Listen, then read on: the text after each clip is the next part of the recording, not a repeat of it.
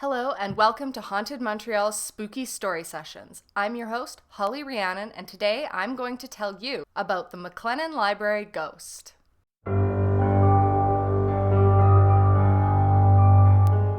Here at Haunted Montreal, we bring you ghost stories in both French and English every Saturday. Before we get into today's story, please remember to like, subscribe, and hit the bell button so you get notified every time we've got a new tale to share. Now, without further ado, let's get spooky.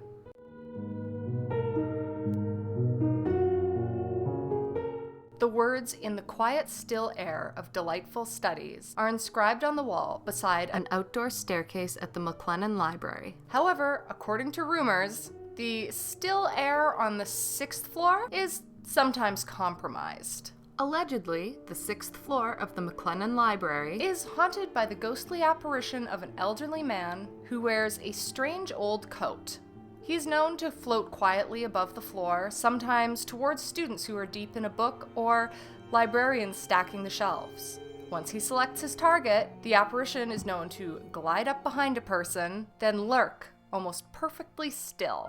He then stares intently at the victim until he is noticed. When the startled person reacts, usually by screaming and jumping from their chair, the specter then vanishes into thin air, leaving the victim embarrassed for disturbing the peace of which the McLennan Library is famous for. There is very little information as to who this apparition is or why he is haunting the 6th floor of the library. The concrete, brutalist structure housing the library dates back to 1969, but it was built on the grounds where an elegant 19th century mansion once stood. The beautiful home was called Dilkusha, a Hindustani word often given to princes and nobles to their garden palaces, meaning the heart's delight. This exquisite home was originally the residence of Jesse Joseph, a prominent Montreal financier. Dilkusha was one of many elaborate mansions in Montreal's Golden Square Mile.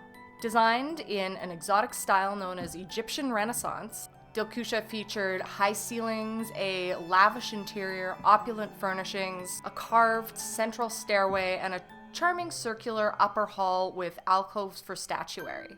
Outside, a handsome garden burst with fragrant blooms. Jesse Joseph loved gardening and meticulously planned the grounds of Dilkusha to ensure a profusion of colorful flowers from spring to autumn.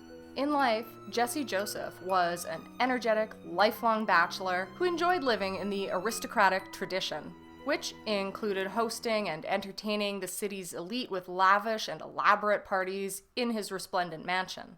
As the owner of Dilkusha, Jesse Joseph enjoyed the attention which he received. He was a Jewish businessman with many interests and was president of both the Montreal Gas Company and the City Passenger Railway. He also operated the Théâtre Montréal, Montreal's finest theatre, promoted trade between Canada and Belgium, earning him the title of Belgian Consul in Montreal, had vast real estate holdings in the city, and was an executive member for the SPCA.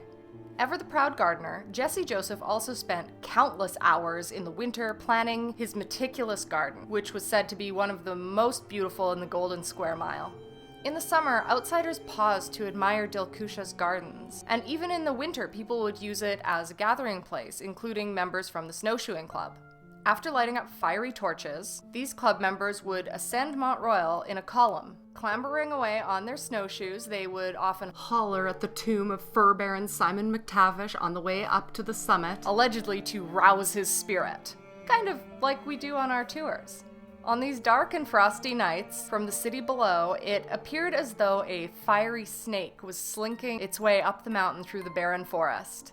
Overall, Jesse Joseph enjoyed his reputation as a man of extremely refined taste, until he died in 1903 at the age of 86. Business interests purchased Dilkusha with the hope of demolishing it to erect a luxurious Ritz-Carlton on the site. However, a benefactor named Sir William MacDonald objected, suggesting that Dilkusha should be incorporated into the campus instead. With his powerful business connections, in 1909, MacDonald was able to shelve the plans for the hotel and buy the property, which he promptly gifted to McGill University. During World War I, Dilkusha served as a headquarters for the McGill chapter of the COTC, or Canadian Officer Training Corps. McGill University was active in recruiting and training soldiers from among its student body. Officers in training used the long upstairs hall at Dilkusha as a target practice range, something Jesse Joseph would never have approved of. After the war, in 1919, Dilkusha was transformed into the first McCord Museum. McGill inherited the extensive collection of David McCord, an eccentric municipal lawyer who had spent much of his life collecting rare objects associated with Canadian history. Dilkusha, despite being bullet-ridden, was seen as an ideal place to house and display McGill University's new Canadian artifact collection. In 1955, however, officials detected structural problems in one of the walls at Dilkusha. By now, the lavish home was starting to appear faded and worn, so a decision was made to demolish it. The McCord artifacts were relocated to Hodgson House on Drummond and Dr. Penfield Streets, and Dilkusha was unceremoniously torn down. The once beautiful garden and exotic mansion were replaced with a weed-choked vacant lot. There was some speculation at the time that due to Dilkusha's demolition, Jesse Joseph was rolling over in his grave. After sitting empty for 12 years, the lot on the northeast corner of Sherbrooke and McTavish Streets was finally redeveloped. Between 1967 and 1969, the McLennan Library was constructed by the Dobish, Stewart, and Burke firm in the Brutalist style. It was named in honor of Isabella McLennan, a benefactor who had given McGill University a small fortune to purchase books. Brutalism is a movement in architecture that flourished from the 1950s to the 1970s. Part of the modernist movement, brutalist buildings were usually designed using banal, angular shapes and constructed with reinforced concrete. The focus was very much on utility and not so much on style. In many ways, the brutalist architecture of McLennan Library is the exact opposite of Dilkusha's Egyptian Renaissance style. While Dilkusha succeeded in being exotic, magnificent, and exceptional, much like owner Jesse Joseph, the McLennan Library is probably best described as soulless, banal, and nondescript. While there is no evidence identifying the ghost haunting the 6th floor, there is strong speculation that the floating spirit is none other than Jesse Joseph himself. The most common description about this ghost is his strange old coat, and old photographs of Jesse Joseph depict him wearing just that.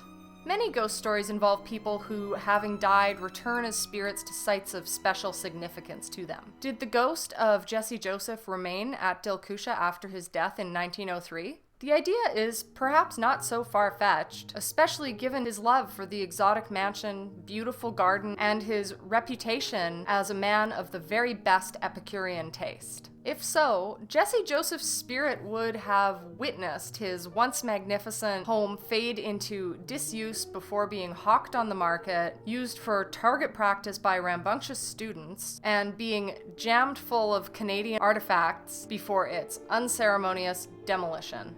The unique and beautiful Dilkusha, once his pride and joy, was no more. Instead, the ugly, concrete, brutalist McLennan Library went up on the site. While it's perfectly feasible that the specter haunting the stacks of the library may indeed be Jesse Joseph, there's no explanation as to why he haunts only the 6th floor. One thing is certain: as a spirit who floats through the air, he would have no difficulty getting all the way to the top of the McLennan Library. And that's our story for today. If you've had an experience at this haunted spot, we'd love to hear about it, especially if you've developed any of your own theories regarding who may be doing the haunting. Thank you so much for joining us today. If you'd like to learn more about the organization founded by Donovan King, it's all in the description down below. Remember to like, subscribe, and leave a comment. We'll have a new video out next Saturday, but until then, stay spooky.